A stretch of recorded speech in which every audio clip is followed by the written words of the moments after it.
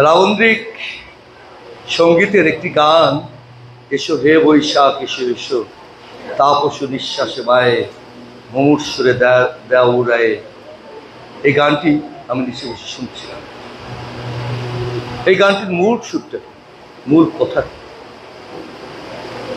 অতীতের সকল ঝরাকে পিছনে ফেলে নতুন সূর্য, নতুন দিগন্ত, নতুন আলো আমরা আলোকিত। এটাই ছিল রবীন্দ্রনাথের এই গানের ভাব।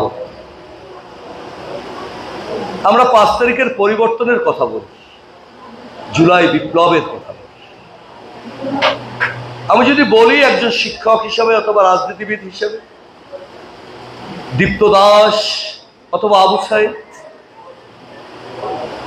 অথবা গীতা গো, তারা রক্ত দিয়েছে কি কারণে, শহীদ হয়েছে কি কারণে, কি তাদের চাহিদা? একটি সুন্দর বাংলাদেশের,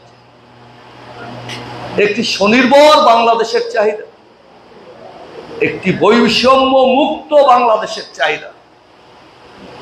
এ কারণেই তারা শহীদ হয়েছে।